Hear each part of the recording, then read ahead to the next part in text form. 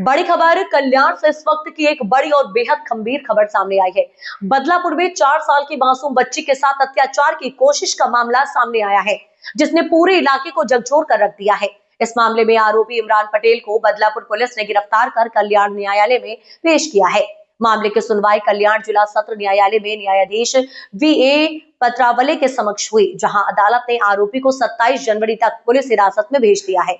जांच के दौरान पुलिस ने आरोपी के स्कूल वैन को जब्त कर लिया है, लेकिन यहीं पर सिस्टम की एक और खतरनाक लापरवाही सामने आई।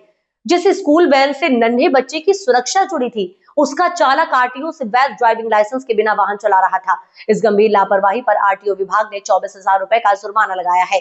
वहीं मामले की संवेदनशीलता को देखते हुए बाल अधिकार आयोग ने भी इस पूरे प्रकरण की जांच शुरू कर दी है। दरअसल आपको बता दें, आरोपी फिलहाल पुलिस हिरासत में है। पुलिस हर पहलू से जांच कर रही है। नाही, मी आज वकालतनामा दाखल केला आहे आरोपी विक्टिम तर्फे आणि असिस्ट टू पीपी असंच मी ऍप्लिकेशन केलंय. साहेबांनी अलाव केलंय तोच आणि पीपी साहेबांनी ते खूप चांगला आर्ग्युमेंट केलंय. आज 27 पर्यंत त्यांना पीसी दिले. सर काय आरोप आहे त्यांच्यावर? आरोप म्हणजे असं FIRचं जे पॉस्कोचा कायदा लावलाय आणि BNS मध्ये जे नवीन कायदा आहे ना तोच लावलाय.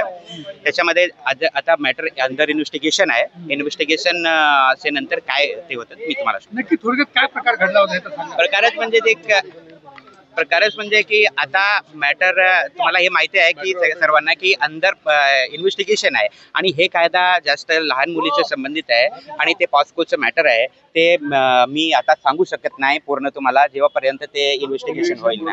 म्हणजे कोणासाठी अपियर झाले? मी आज विक्टिम साठी अपियर झाले. आरोपी वकीलपत्र कोणी घेतलं होतं का? कोणी काही त्याच्याबद्दल विश्वास केला? नाही, एक मॅडम होती कोर्टासमोर, पण त्यांचे नाव काय आहे, त्यांची काय परिस्थिती आहे मी सांगू शकत नाही आता. तुमचं नाव काय? माझे आडनाव पांडे, ऍडव्होकेट MD पांडे.